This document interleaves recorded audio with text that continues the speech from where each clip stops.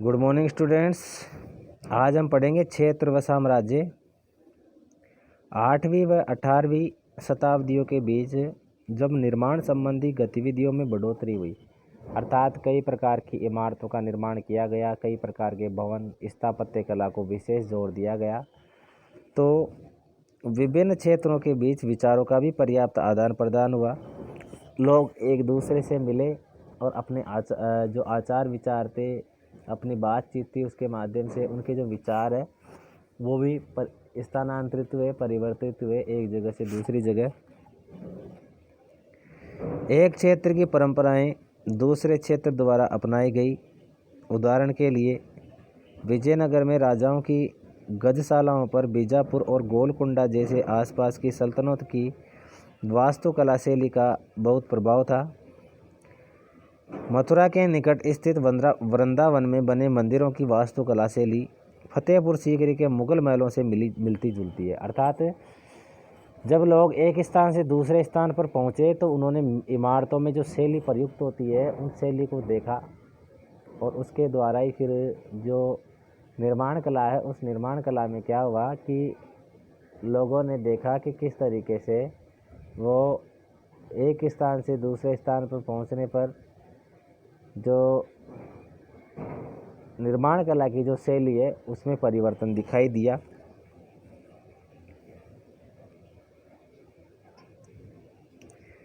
मथुरा के निकट स्थित, ये तो हमने देख लिया। हाँ, फिर आगे देखिए।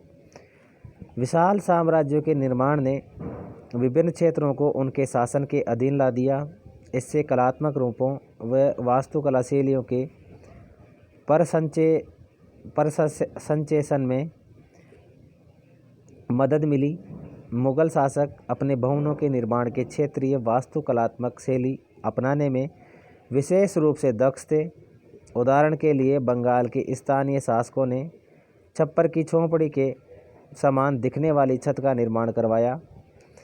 मुगलों को ये बांग्ला गुंबद इतना पसंद आया था कि उन्होंने अपने वास्तुकला में इसका प्रयोग किया। अन्य क्षेत्रों का प्रभाव भी स्पष्ट था।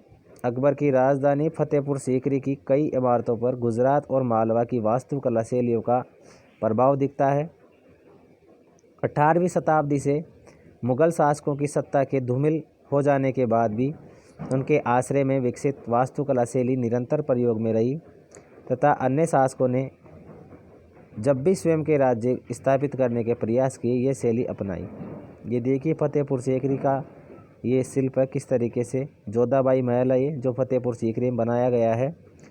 ठीक है, ये जोधाबाई महल दिखाया गया है फतेहपुर सीकरी में। ठीक है। आसमान छूते चर्च 12वीं शताब्दी से फ्रांस में आरंभिक भवनों की तुलना में अधिक ऊंचे व हल्के चर्चों के निर्माण के प्रयास शुरू हुए। वास्तुकला की यह शैली गोथिक नाम से जानी जाती है। इस शैली की विशेषताएं नुकीले ऊंचे मेहराब, रंगीन कांच का प्रयोग जिसमें प्राय बाइबल के लिए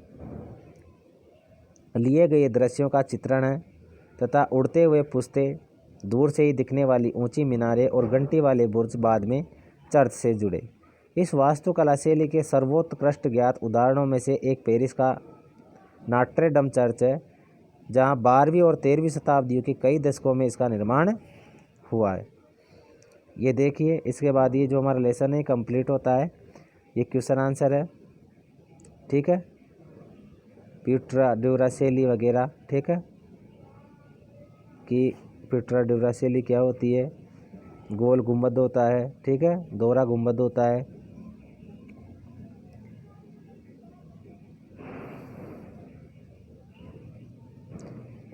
तो इसके जो क्वेश्चन आंसर है वो आपको सेंड कर दिए जाएंगे। ठीक है, लेसन नंबर जो 6 है, लेसन नंबर 5 है, ये 5 हमारा कंप्लीट होता है। आगे हम नेक्स्ट लेसन पढ़ेंगे।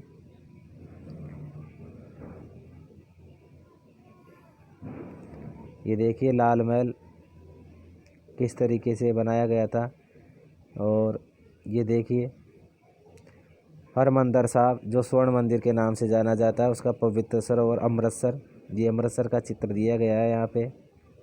ठीक है, जो कि हरगोविंद जी के द्वारा बनाया गया था।